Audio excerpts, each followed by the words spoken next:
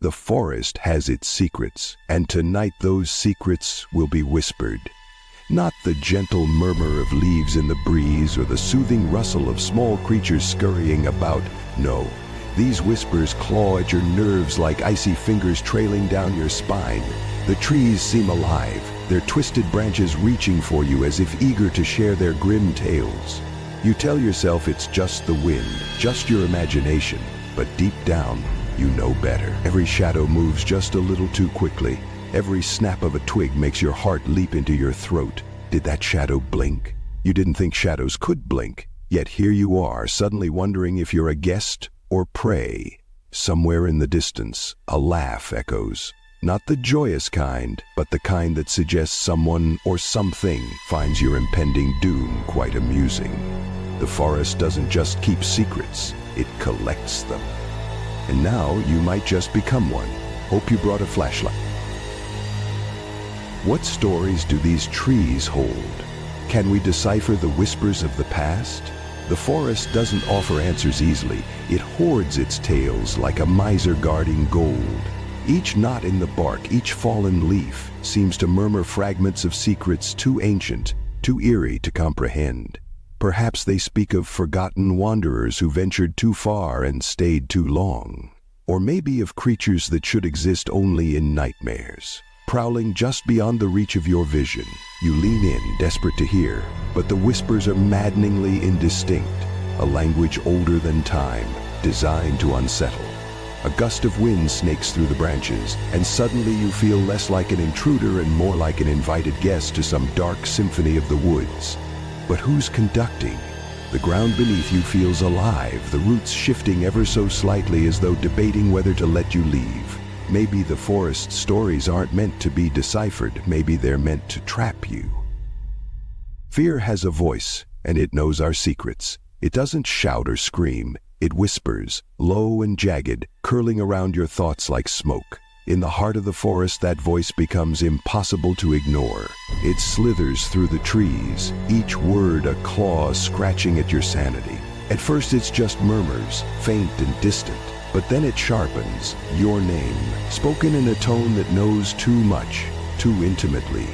The voice isn't human, it's layered, fractured, like a dozen mouths speaking at once. Some plead, others mock, and one, deep and guttural, promises things you don't want to hear. The air grows colder with every word, wrapping around you like a shroud. Shadows stretch unnaturally, and the forest feels alive, pressing in closer. You can't tell if the voice is inside your head, or if the trees themselves are speaking, their twisted forms silently watching. Fear has a voice. In this forest, shadows reveal our darkest fears. They don't just stretch and flicker, they twist, taking shapes that feel too deliberate, too personal. A silhouette moves ahead, but when you freeze and stare, it's gone. Behind you, another shadow slinks across the ground, whispering your name in a rasp that scrapes against your mind.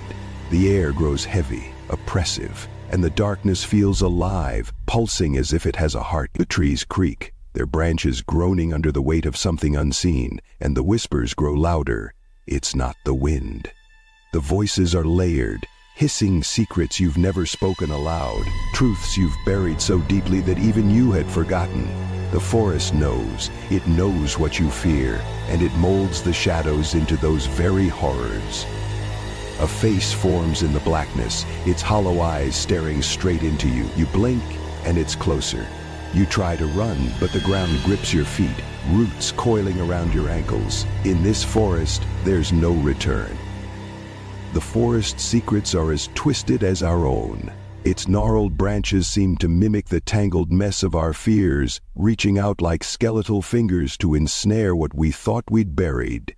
The air hums with an unnatural tension, every rustle and creak whispering truths too dark to face. Shadows don't just lurk here. They follow, stretching unnaturally, bending to mock your every movement.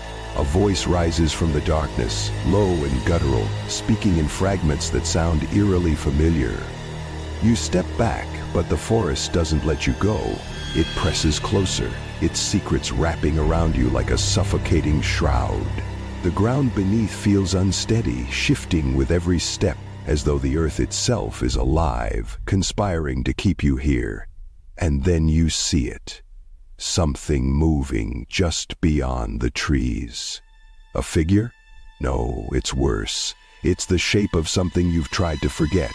The forest doesn't just know your secrets, it reflects them, magnifies them, turns them into something real.